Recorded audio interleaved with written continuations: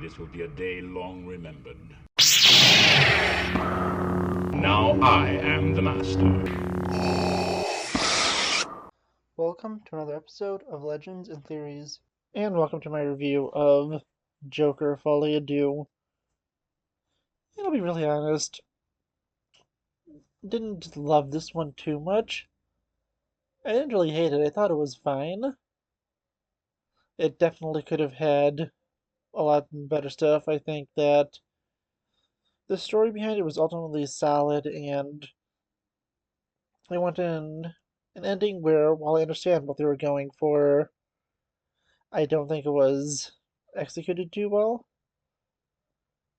And with that ending, they wanted to have Arthur, who is given up on the identity of Joker and has learned to work past it throughout this movie.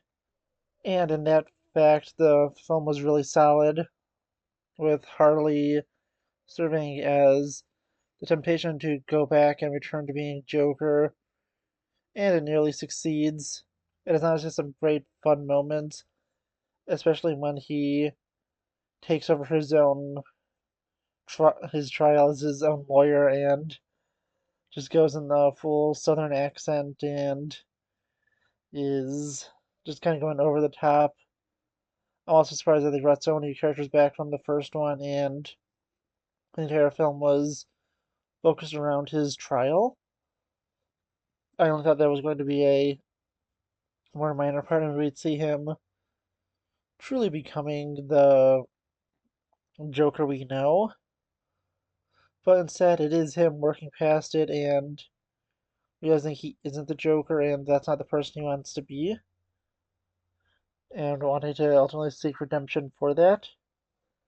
And honestly, it was a really nice story through that facet, but some of the musical numbers, I'd say kind of went down a little too long. Some of them were great, but some of them didn't really need to be there. Also, the movie felt to drag a little bit, and the ending, as I said, I understand exactly where they were going. They wanted to show that the real Joker went and killed the pretender or his inspiration, so he could become the true plump prince of crime. They'll eventually take on Batman, because I totally agree with Phillips that while this Joker is interesting, he isn't, the true Joker. He isn't a criminal mastermind. He isn't a master schemer and isn't just a ruthless murderer. And I was pretty clear that that was the direction they were going to go when he's starting to talk about a little bit of regrets and stuff and wishing he didn't kill the people. And this is all about trying to humanize him and realize that this isn't the true Joker and he isn't a real monster. So yeah, honestly, I really like that part of it. Killing him off at the end, which they didn't, he was just able to live on. And I'd say it makes sense for Harley to break away from him because she fell in love with the concept of the Joker and not the man Arthur Fleck. So when the real Joker rises and escapes from Arkham, I think we'll see him. Well, obviously, we don't see a sequel to this because this movie's not doing well, but presumably in universe, this Joker would escape and this version of Harley would fall in love with him because of what he represents. And honestly, like I said, it's a fun and pretty interesting story. Isn't the most incredible story ever, but it was enjoyable enough. Don't really plan on watching this again in theaters unless a friend asks me. So probably won't be watching this again until it releases on Max.